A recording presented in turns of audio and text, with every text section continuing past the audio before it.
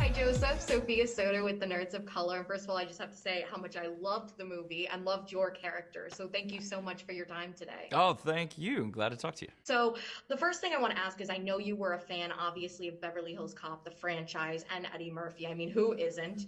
But how do you think being a fan helped you embody this new character and also fit him into the franchise? Yeah, you're right. Because I loved this. I loved Beverly Hills Cop ever since I was a little kid. When I was probably too young to be watching this stuff, and it was my older brother that loved everything Eddie Murphy, and and yeah, I mean that just makes it feel momentous. How did it help me fit this character in? I mean, what I wanted from a new sidekick was someone who could be formidable to Axel Foley, that wouldn't fall for his tricks. Because that's this character's thing, is he's able to trick everybody. He's sort of a con artist that uses his con artistry to solve cases. And I wanted a character who would see through that. And the result of that would also be, if it's someone who could see through Axel Foley's tricks, it's probably someone who's sort of sensitive and or emotionally intelligent or sort of self-aware and kind of a new take on what it means to be a masculine action police hero guy that's different from prior generations. Yeah, because along with, that emotional good guy, good cop, because that's what he is, he also could hold his own in a fight. Like that didn't pull back in that, which I thought was really well. I'm curious, how did you find the balance of that? It's true. You're right that oftentimes, if in an old-fashioned Hollywood action movie, if there's a man character who's sensitive or like kind of emotionally in touch or empathetic, he'll probably be weak in a fight for some reason.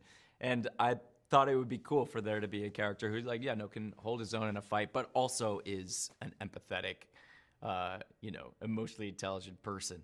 Your character does have some really great scenes. I mean, obviously the helicopter scene and the car shootout scene, which we won't get into as much as I want to talk about, but I'm curious, with those in mind, all those bigger moments, was there a scene that maybe was something that was smaller on paper, something you weren't expecting to stand out, regular in the film, that maybe ended up being a really fond memory, whether it was just you liked how it came out or just filming wise was special to you? Yeah, there's a scene where Eddie and I are driving, and it did turn out as a good scene. I think it gets at some of the father relationship stuff that's in the movie. Because in this Beverly Hills Cop movie, you get to meet Axel Foley's daughter, and my character and the daughter character have a bit of a chemistry, but the scene where we were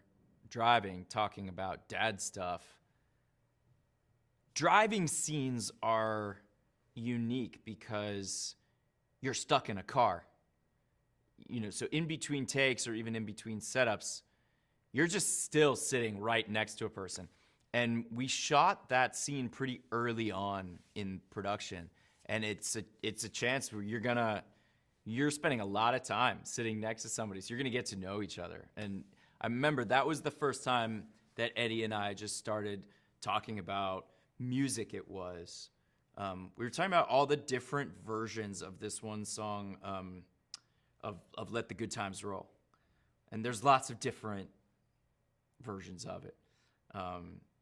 And we would nerd out about that kind of thing a lot over the next number of months, of different, music history or different artists, some that are very well known, some that are less known, many of whom are people that like Eddie had personally spent time with. He's telling me stories about Prince and Prince's hubcaps or whatever, things that, stories I would not get to hear from anyone else. And that driving scene was, again, it was early on in the shoot, is where we sort of, that rapport began. I love that. That was such a beautiful note to end on. Joseph, thank you so much again for your time and congratulations on this one. Thanks very much. Good to see you.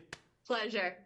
The activist directors, comments and the lectures, fanboys, professional artists and professors. Maybe a nerd who's just like you, talking about the things that you like too. So I invite you to the NOC. In full color, you see me. The hard knock life, comics, movies, and TV. Yeah, pop culture with a different perspective. Watch it on your screen, hit play, so check this.